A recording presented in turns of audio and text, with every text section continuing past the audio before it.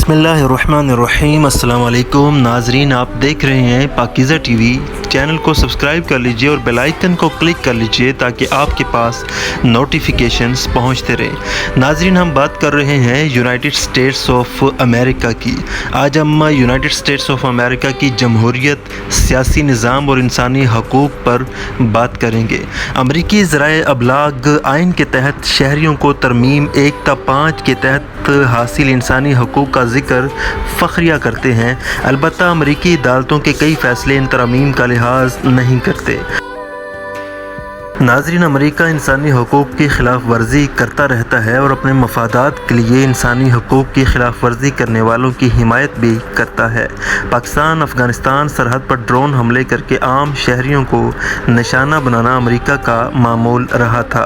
ایرانی جنرل قاسم سلیمانی کو قتل کر کے انسانی حقوق کی خلاف ورزی کرنے کا بھی مرتکب ہوا۔ امریکہ خود کو دنیا کا ٹھیکیدار سمجھ کر انسانیت کی توہین کرتا ہے۔ امریکہ ایک طاغوتی قوت ہے۔ ناظرین، ریاستہائے متحدہ دنیا کی سب سے زیادہ عرصہ تک قائم رہنے والی آئینی جمہوریہ ہے، جس کا آئین دنیا کا سب سے پرانا اور مکمل طور پر تحریری ہے۔ اس کی حکومت کا انحصار کانگریسی نظام کے تحت نمائندہ جمہوریت پر ہے، جو آئین کے تحت اختیارات کی حامل ہوتی ہے۔ تاہم یہ کوئی عام نمائندہ جمہوریت نہیں ہے، بلکہ اس میں اکثریت کو اقلیت کے حقوق کے لیے آئینی طور پر پابند کیا گیا ہے۔ حکومت 3 سطحی ہے: وفاقی، ریاستی اور مقامی۔ ان تینوں سطحوں کے اراکین کا انتخاب یا تو رائے دہندگان کے خفیہ ووٹ سے یا پھر دوسرے منتخب اراکین کی طرف سے نامزدگی کی مدد سے ہوتا ہے۔ ایگزیکٹو اور قانون ساز دفاتر کا فیصلہ شہریوں کی طرف سے ان کے متعلقہ حلقوں میں اجتماعی ووٹ سے کیا جاتا ہے۔ عدلیہ اور کابینہ کی سطح کے دفاتر کو ایگزیکٹو برانچ نامزد کرتی ہے اور مقننہ انہیں منظور کرتی ہے۔ کچھ ریاستوں میں عدلیہ کی نشستیں عام انتخابات سے پر کی جاتی ہیں۔ وفاقی حکومت 3 شاخوں سے مل کر بنتی ہے، جن کی تشکیل ایک دوسرے کے اختیارات پر چیک اینڈ بیلنس کی خاطر کی گئی ہے۔ نمبر 1، مقننہ۔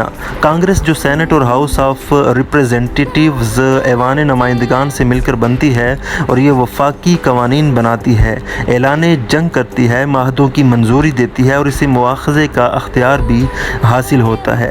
Number 2، executives. صدر، جو سینٹ کی رضامندی کے ساتھ کابینہ اور دیگر افسران کی نمائندگی کرتا ہے، ان کی نامزدگی کرتا ہے، وفاقی قوانین کی دیکھ بھال اور ان کی بالادستی قائم کرتا ہے، بلوں کو مسترد کر سکتا ہے اور فوج کا کمانڈر ان چیف بھی ہوتا ہے۔ نمبر 3، عدلیہ۔ سپریم کورٹ اور زیریں وفاقی عدالتیں، جن کے ججوں کا تعین صدر سینٹ کی منظوری سے کرتا ہے، جو قوانین کی تشریح کرتے ہیں اور آئین کے تحت اس کی معیاد مقرر کرتے ہیں، اور وہ قوانین جو غیر آئینی ہوں گے انہیں ختم بھی کیا جاتا ہے۔ امریکی کانگریس 2 ایوانوں پر مشتمل مقننہ ہے۔ ایوان نمائندگان ہاؤس آف ریپریزنٹیٹیوز کے اراکین کی تعداد 435 ہے۔ ہر ایک الگ ضلع کی نمائندگی 2 سال کے لیے کرتا ہے۔ ہر ریاست کو اس کی آبادی کی شرح سے سیٹوں کی تعداد ملتی ہے۔ آبادی کا تعین ہر 10 سال بعد اثر نو کیا جاتا ہے۔ ہر ریاست کو کم از کم 1 نمائندے کی اجازت ہوتی ہے۔ 7 ریاستوں کے 1 نمائندے ہوتے ہیں۔ کیلیفورنیا کے نمائندگان کی تعداد سب سے زیادہ 53 ہے۔ ہر ریاست کے 2 سینیٹرز ہوتے ہیں، جو ریاستی سطح پر 6 سال کے لیے منتخب ہوتے ہیں۔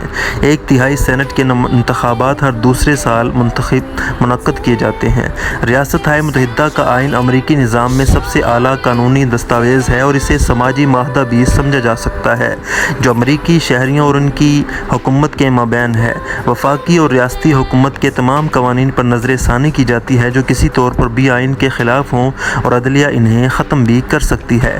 آئین ایک زندہ دستاویز ہے اور اس میں ترامیم کئی طریقوں سے کی جا سکتی ہیں، لیکن اس کی بہر طور منظوری ریاستی اکثریت ہی دیتی ہے۔ اب تک آئین میں 27 بار ترمیم کی جا چکی ہے۔ آخری ترمیم 1992 میں کی گئی۔ آئین میں آزادی کی ضمانت دی گئی ہے، لیکن اس کے ساتھ ہی حقوق کی بھی وضاحت موجود ہے، اور دیگر ترامیم بھی، جن میں آزادی اظہار رائے، مذہب پریس کی آزادی، منصفانہ عدالتی کارروائی، ہتھیار رکھنا اور اس کا استعمال، ووٹ کا حق اور غریبوں کے حقوق شامل ہیں۔ تاہم ان قوانین کو کسی حد تک استعمال کیا جائے قابل بحث بات ہے۔ آئین ایک عوامی طرز کی حکومت کی ضمانت دیتا ہے، لیکن اس کی بہت کم وضاحت کی گئی ہے۔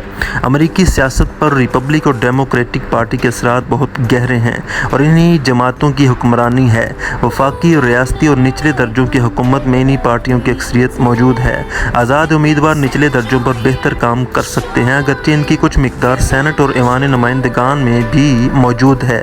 امریکی سیاسی کلچر کے مطابق ریپبلک پارٹی کو دائیں بازو کی جماعت یا قدامت پرست جماعت کہا جاتا ہے، جبکہ ڈیموکریٹک پارٹی کو بائیں بازو کی جماعت یا آزاد خیال جماعت کہا جاتا ہے۔ تاہم پارٹیوں کے حجم اور ان کے قوانین میں لچک کی وجہ سے دونوں پارٹیوں کے اراکین کی رائے بہت مرتبہ پارٹی سے مختلف بھی ہو جاتی ہے اور آپ محض پارٹی کے نام کی وجہ سے اس کی رائے کا اندازہ نہیں لگا سکتے۔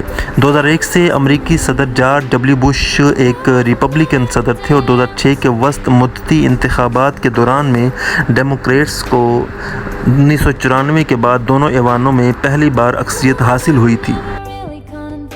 ناظرین، امریکہ نے برطانوی بادشاہ سے بغاوت کے بعد ملک کی بنیاد جمہوریت پر رکھی، تاہم ووٹ کا حق صرف زمیندار مردوں کو دیا گیا۔ آئین میں ترمیم کے ذریعے عوام کو بنیادی حقوق دیے گئے۔ اس کے بعد 1920 میں خواتین کو بھی ووٹ کا حق دے دیا گیا اور پھر 1950 کی دہائی میں حقوق کی تحریک کے بعد کالوں کو بھی ووٹ کا حق مل گیا۔ پھر 2008 میں ایک کالا امریکی صدر باراک حسین اوباما منتخب ہوا۔ تاہم 2001 کے واقعات کے بعد امریکی سرکار بہت سے ایسے قوانین بنا چکی تھی جس میں عوام کے حقوق سلب کیے جاتے رہے، حتیٰ کہ 2013 میں کالے صدر کے دور حکومت میں سابق امریکی صدر جمی کارٹر کو یہ کہنا پڑا کہ آج ملک میں حقیقی جمہوریت موجود نہیں۔